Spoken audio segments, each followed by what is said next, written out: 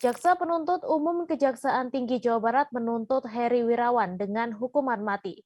Tuntutan terhadap terdakwa yang telah memperkosa 13 siswa di Bandung ini dibacakan langsung oleh Kepala Kejati Jabar Asep N. Mulyana di Pengadilan Negeri Bandung pada Selasa 11 Januari. Dalam sidang pembacaan tuntutan itu, terdakwa Heri hadir langsung mendengarkan tuntutan. Untuk info selengkapnya akan disampaikan langsung oleh rekan Nasmi Abdurrahman, wartawan Tribun Jabar yang kini sudah terhubung bersama kami. Halo Nasmi. Ya, Mei. Ya Nasmi, silahkan dengan informasi Anda dapat dijelaskan bagaimana proses persidangan Heri Wirawan ini. Ya, selamat sore Mei dan Tribuners. Pagi tadi, Heri Wirawan kembali menjalani persidangan dengan agenda pembacaan tuntutan dari Jaksa Penuntut Umum. Untuk pertama kalinya, Heri hadir di pengadilan mendengarkan langsung tuntutan yang dibacakan oleh Jaksa Penuntut Umum. Heri datang ke Pengadilan Negeri Bandung sekitar pukul 9.50 menggunakan mobil tahanan milik Kejaksaan Negeri Bandung. Heri datang dengan pengawalan ketat dari petugas gabungan dari Kejaksaan dan petugas kepolisian. Sesampainya di pengadilan, Heri langsung dibawa ke ruang persidangan untuk menjalani sidang. Dan sidang dengan agenda tuntutan sendiri berjalan sekitar 4 jam. Tuntutan dibacakan langsung oleh Kepala Kejaksaan Tinggi Jawa Barat Asep N. Mulyana yang turun langsung sebagai Jaksa Penuntut Umum. Mei.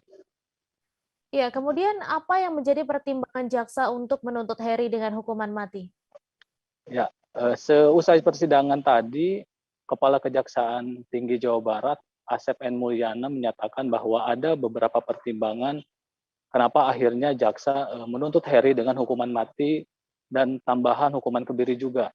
Pertama, karena Heri menggunakan simbol agama dan lembaga pendidikan sebagai alat untuk memanipulasi perbuatannya. Kemudian, perbuatan Heri juga dinilai telah menimbulkan dampak luar biasa di masyarakat dan mengakibatkan korban terdampak secara psikologis.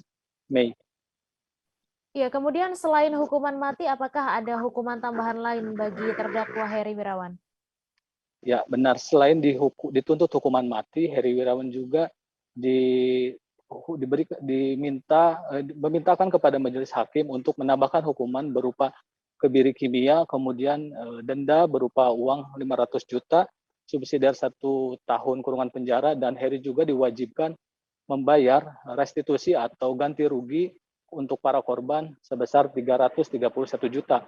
Tak hanya itu, Heri juga majelis hakim juga diminta oleh Jaksa Penuntut Umum agar menjual atau melelang semua aset milik Heri untuk diberikan kepada negara dan selanjutnya diberikan kepada korban pemerkosaan Heri Wirawan. Mei. Baik, terima kasih Nasmi atas laporan Anda, dan Tribuners, wartawan kami juga telah menghimpun wawancara dengan Kepala Kejaksaan Tinggi Jawa Barat. Berikut tayangannya untuk Anda. Siang hari ini, kami telah membacakan tuntutan pidana kami atau rekusitor kami yang tebalnya lebih dari 300 halaman. Tapi tadi tidak bacakan semuanya. Ingat efisiensi dan kemudian dari rekusitor kami itu, ya, ada beberapa yang disampaikan bahwa pertama kami menyimpulkan perbuatan terdakwa ini sebagai kejahatan sangat serius. The most serious crime. Ada beberapa argumentasi, ada beberapa kemudian pertimbangan mengapa kami menggolongkan kejahatan terdakwa sebagai the most serious crime. Pertama, mengacu kepada konvensi PBB menentang penyiksaan, hukuman yang tidak manusiawi, di mana perbuatan terdakwa itu termasuk dalam kategori kekerasan seksual. Ya, itu yang pertama. Yang kedua, teman-teman sekalian, ya, kekerasan seksual yang terdakwa ini dilakukan terhadap anak-anak didik, anak-anak perempuan asuhnya yang berada dalam relasi kuasa. Jadi anak-anak berada pada posisi dan kondisi yang tidak berdaya karena berada dalam tekanan pelaku, dalam kemudian kedudukan pelaku, selaku pendiri, pengasuh, sekaligus pemilik pondok pesantren. Yang kedua. Ketiga, teman-teman sekalian ya, kekerasan seksual terdakwa ini itu berpotensi membahayakan kesehatan anak-anak perempuan. Terutama kalian ini di usia di bawah 17 tahun. Jangan lupa subscribe, share, komen, dan like ya.